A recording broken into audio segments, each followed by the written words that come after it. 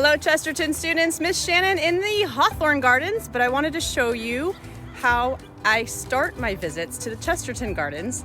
It's right here, getting compost. And luckily for me, I have a helper today. It's Mr. Shane.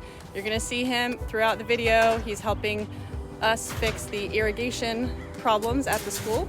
Your water lines are leaking. We got some problems.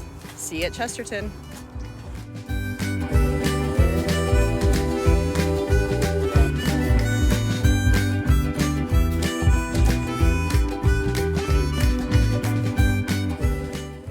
We are looking for the leak in the lines, and it looks like Mr. Shane found the leak.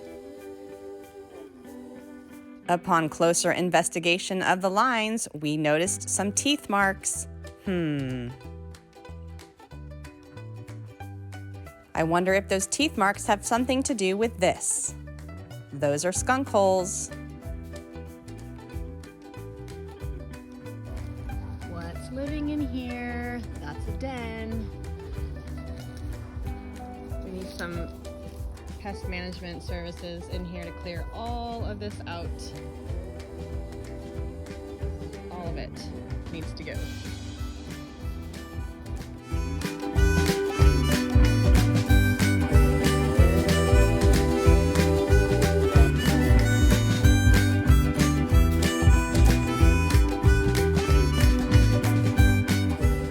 So here's Mr. Shane actively looking for the part of this line we can cut out, and then we will add in a new piece so that we don't have all of these bite marks and holes in the line. And you can see why we have so much weed growth here. Too much water.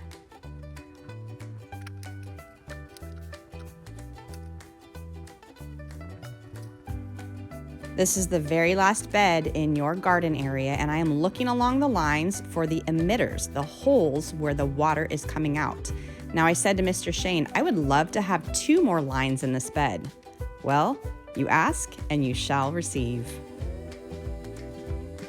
So Mr. Shane is using some of the tools he found in your incredible garden shed to cut apart part of the line. We're going to attach a connector here so that we can add more lines in.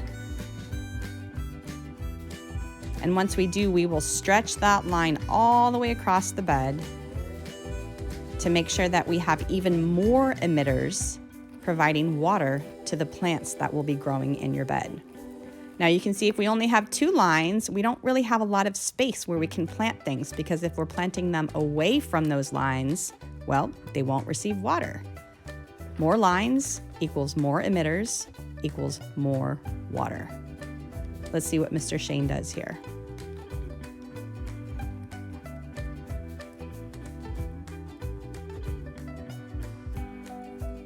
Here's the finished product with 2 more lines added to this bed. We are ready for planting.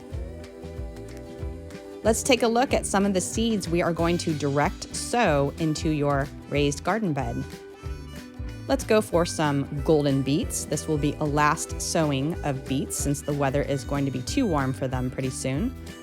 Let's try for another sowing of radishes, this Cook's Custom Blend, and it looks like we're okay to sow them through February and May.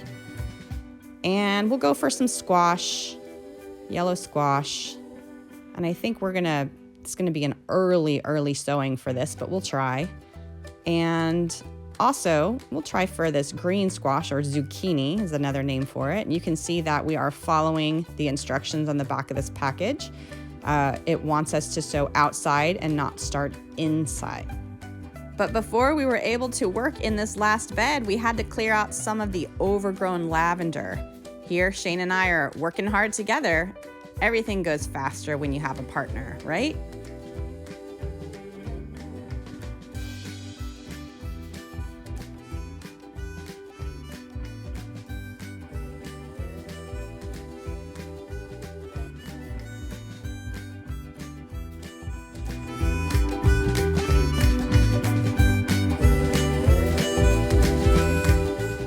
We wanted to tackle the old growth on the banana trees. You can see there are a lot of dead leaves that need to be trimmed and removed from this tree. Here's the time lapse showing you the work that was required to remove all of the dead leaves. trees are looking good. And now they can put more energy into new growth instead of trying to keep the old growth hanging on.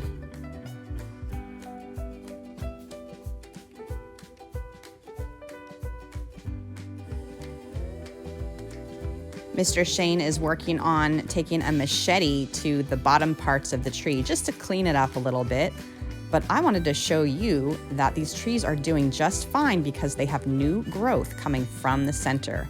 You can see this part hasn't opened up yet, but I'm pretty happy to see that this tree is doing okay.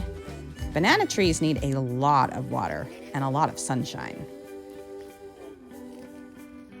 You can see the water from the inside of this tree too. Look at the droplets on that. Tons of water.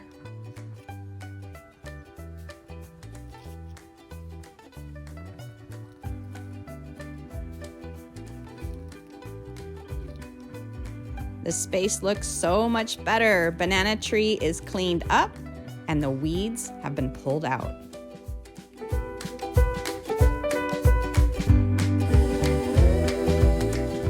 Take a look at this. We have weeds outside the bed, but we also have perfectly good lettuce.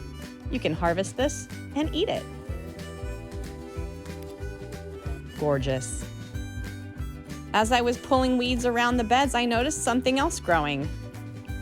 Radishes. Now, how did these get here? What do you think? Here, Mr. Shane is demonstrating the easiest way to remove a lot of those weeds, using a shovel just at the surface right underneath the roots. Here's the finished product. It's looking pretty good in your gardens. Now, you have irrigation lines with emitters and automatic timers to water your raised beds. I have a question for you. Grab your science journal. I want you to research a different way to water your plants. Hint, it's an ancient method.